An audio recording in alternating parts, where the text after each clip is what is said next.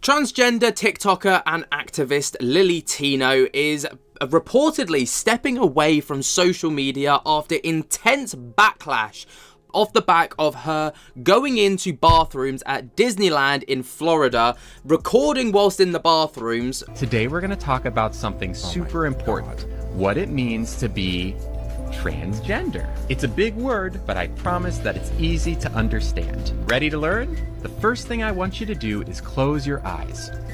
Now think, do you feel like a boy, a girl, or a little bit of both? I feel scared. Do you have your answer? Great. So, to kind of give you a little bit of context, Tino is actually being investigated by the Florida Attorney General for allegedly violating Florida's statute 810.145, which prohibits unauthorized video recordings in private spaces, like restrooms, for example, which is exactly where she did. Now think, do you feel like a boy, a girl, or a little bit of both? Now I want you to imagine that everyone keeps telling you that you're something else. Wouldn't that make you sad inside? People who feel like this are transgender.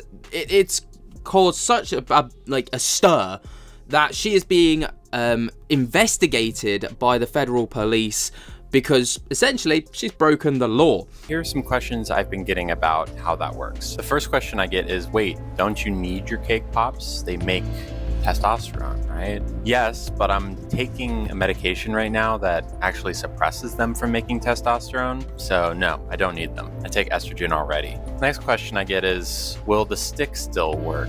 Now I want you to imagine that everyone keeps telling you that you're something else, even though in your heart, you know who you are. Wouldn't that make you sad inside? People who feel like this are transgender. And if you're not transgender, it's super easy to be friends with someone who is. Let's take our imaginary friend Theo, for example. One day you notice that Theo starts wearing girl clothes instead of boy clothes, and then they tell you that they want to be called Logan. And the investigation was triggered by Tino's TikTok videos posted between May 26th and June 2nd, showing selfies and content being filmed in women's restrooms at Walt Disney World.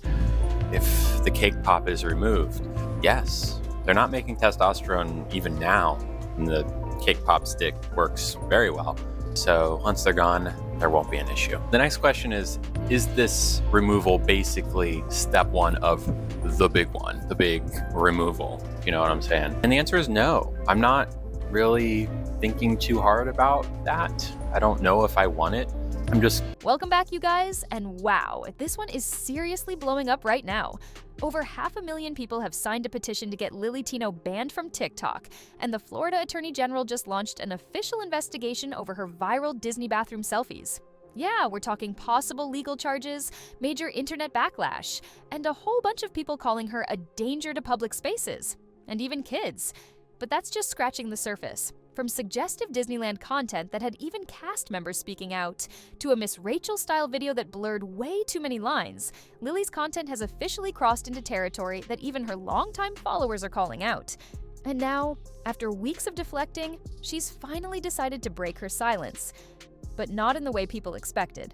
So let's get into everything that led up to this chaotic fallout. The petitions, the investigations, the creepy accusations, and why some people think this break is just the beginning of something much bigger. So let's rewind to where all this truly exploded, the Disney bathroom selfie saga. On June 2nd, Lilly posted a string of mirror selfies taken inside the women's restrooms at Disneyland. Now, that alone would have sparked debate, but it's what she did next that completely lit up the internet. She gave each bathroom visit a score out of 10. Yeah, like it was a Yelp review, and docked points if she was misgendered or got a weird look. Where other women and children were actually visible within the content and in the background without their prior consent. And obviously these videos raised serious privacy concerns and led to accusations of illegal recording. If someone smiled at her or gave her a compliment, that bumped the score up. And sure, some people defended her right to be in the women's restroom, but here's the kicker. A bunch of those photos had other people, total strangers, clearly visible in the background. Some were women, some were kids, and none of them knew they were being filmed. The backlash was instant. Parents called it creepy. Some said they would have immediately reported her to security. And it wasn't just the usual internet critics. A lot of self-described allies and members of the LGBTQ+ community started speaking up, saying this wasn't brave or empowering, it was reckless. And then came the legal talk. Turns out, in Florida, taking photos or videos in public restrooms and posting them online can actually break the law. It's called digital voyeurism, and it's a serious privacy violation, especially if the location is considered a private space, which bathrooms definitely are. By the time people caught wind of that, the story had moved beyond TikTok drama. Influencer T accounts picked it up, legal experts started weighing in, and people began tagging Florida officials demanding action. That's when petitions started circulating, and not just small ones. We're talking hundreds of thousands of signatures in just days, calling for Lilly to be banned from both Disney parks and TikTok entirely. And just when you thought that would be enough to make her stop posting, it actually pushed things to a whole new level. So, after the internet exploded over the Disney bathroom selfies, it didn't take long before the story went from controversial to potentially criminal. Because as of this month, multiple sources, including Florida-based media outlets, are reporting that the Florida Attorney General, James Othmeyer, is now officially looking into Lilly Tino's case. And if convicted, Tino could actually face up to 5 years in prison and a $5,000 fine. Now, this probe currently is state level, so that means that, the state is currently investigating it. Yeah, this isn't just internet backlash anymore. This is the state stepping in. The specific law at the center of this, it's called the Digital Voyeurism Statute under Florida law, and it basically says that taking photos or videos in a bathroom, especially if someone else appears in the background, can be considered a privacy violation, even if faces are blurred or cropped. And yes, Disney parks are covered, even though they're not owned by the state. The expectation of privacy still applies, and the fact that these photos ended up on social media only made things worse. According to legal experts, if Lilly is found guilty under this law, she could be facing up to 5 years behind bars and a $5,000 fine. And that's just the criminal side of things. Behind the scenes, there are also rumors of civil lawsuits. At least one woman is reportedly seeking legal action after discovering that she and her child were in the background of one of Lilly's photos. She's claiming emotional distress and invasion of privacy. And honestly, she's not alone. Even though some people online argue that Lilly's content falls under the umbrella of self-expression or activism, more and more viewers, including parents, creators, and even members of the queer community, are drawing a hard line. Because to them, it's not about identity anymore, it's about consent. And the second you start filming people in vulnerable spaces without asking, that's where the conversation changes. But despite all this legal heat, Lilly didn't apologize. In fact, she went on TikTok and fired right back. So, in classic Lilly fashion, her response wasn't an apology, not even close. Instead, she posted a TikTok where she basically mocked the backlash. Her opening line? "Those Disney bathroom selfies got y'all real upset, huh?" Yeah, that was the tone. She then doubled down by saying that literally every celebrity you've ever liked has taken a bathroom selfie, and claimed the only reason people were reacting this way was because she's a trans woman who doesn't pass. Off the back of that, Tino has basically, laughed at it throughout their TikTok videos. I made a video about this a couple of days ago, going over the most recent videos that they've made and how it's they're not taking it particularly seriously. According to her, if she looked more traditionally feminine, the photos wouldn't have caused this kind of uproar. She even captioned the post with the phrase, "Let us tinkle in peace," which rubbed a lot of people the wrong way, especially since she didn't address the core issue, that there were strangers, including children, in the background of her photos. And rather than acknowledging any of that, she sidestepped the concern entirely by trying to turn it into a conversation about double standards. But here's the thing, the internet wasn't buying it. Thousands of users flooded the comments section, pointing out the obvious. Celebrity bathroom selfies don't involve filming unsuspecting people in public restrooms. There's a difference between self-expression and ignoring basic privacy boundaries. And while the law was one issue, what really hit a nerve was how she seemed to treat the entire scandal like a joke. No explanation, no accountability, just vibes and deflection. People weren't just calling her tone deaf, they were calling her dangerous. But the defiance didn't stop there, because what she posted next was somehow even more chaotic. And it happened right in the middle of Disneyland. So if you thought the bathroom selfies were the peak of the controversy, think again. Because right in the middle of Disneyland, yes, the literal happiest place on earth, LILLY TINO dropped a TikTok that pushed the internet into full meltdown mode. Sitting at a public table surrounded by families, Lily casually pulled out a corn dog and started using it as a metaphor to explain a very personal surgery. And to make it even more graphic, she added ketchup and a knife to drive the point home. Let's just say it wasn't subtle. The video ended with what she called a farewell tribute to the corn dog, where she referred to it as something that served its purpose but never felt like her. Now, people totally understand the need to talk about identity and self-discovery, but doing it like that, in that setting, that's where the internet drew a hard line. But the likelihood of LILLY TINO at this current time being charged under Florida's statutes for unauthorized recordings, it completely depends on several factors. But based on the available information, there is a strong possibility of charges actually being filed. Comments poured in, especially from people who work at Disney or frequently visit with kids. One viewer said, "This park is made for families. We don't talk about personal body topics at the lunch table." Others said the video felt more like a stunt than genuine awareness. Even fellow members of the LGBTQ+ community began to step back, calling the video tone-deaf and unnecessary. Because at this point, it wasn't just about content, it was about context. Disneyland isn't a stage for shock value, and the fact that she chose that moment, in that space, said a lot. But if you thought that would make Lily pull back even a little, the next move she made only turned the outrage up to a new level. So right after the Disney food metaphor video went viral for all the wrong reasons, LILLY TINO decided to post something that had parents, creators, and even educators completely stunned. This time, she dressed up like a children's content creator. Yes, a full-on Miss Rachel parody, and launched into a preschool-style lesson about pronouns. Now, here's where it got messy. The delivery was cutesy, the tone was toddler-friendly, and the visuals looked just like something off YouTube Kids. But the message? It wasn't really meant for kids. She asked viewers to close their eyes. Imagine if the world kept calling them the wrong thing, and explained how that feeling relates to being transgender. Now look, talking to children about identity isn't inherently wrong. A lot of experts agree that introducing inclusive ideas early on can be healthy. But what people took issue with was the platform and the blending of audiences. Because while Lily's regular content includes suggestive jokes, public drama, and even adult themes, now she was suddenly making kid-targeted content on the same account. The comment section exploded. Parents said they felt tricked. Some accused her of muddying the algorithm, pushing adult conversations into children's feeds, and others warned that she was damaging the very message she claimed to promote. Not by what she said, but by how she said it. But the legal grounds for the charges, so the statute actually prohibits unauthorized video recordings in private spaces like restrooms, for example, where individuals have reasonable expectation for privacy. Violations face up to 5 years in prison, of course, and a $5,000 fine for the felony offense.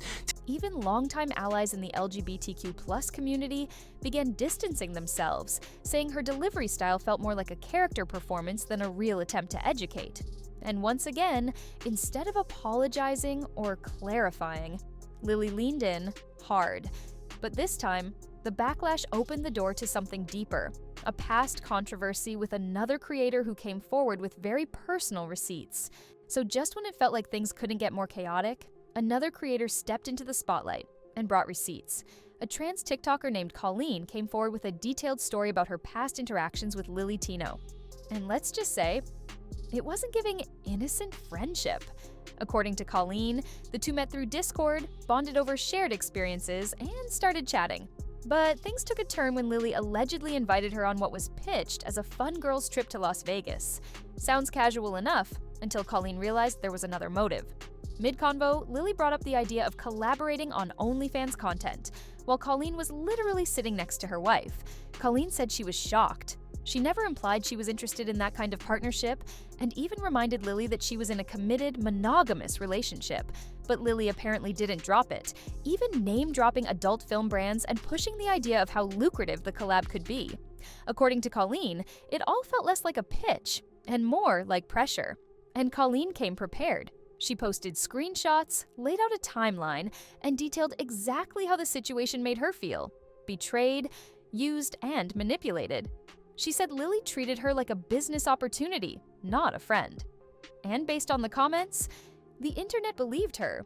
Even people who were still defending Lily up to that point started switching sides, because it wasn't just about messy content anymore. Tino's videos were posted between May 26th and June 2nd of 2025, which included images of women and minors in the background without their prior consent, which directly aligns with the statute's prohibitions. It was now about boundaries being crossed behind the scenes. And if you thought that was the last of it, not even close. Because when Lily finally responded to the allegations, she didn't just deny them, she tried to flip the whole narrative.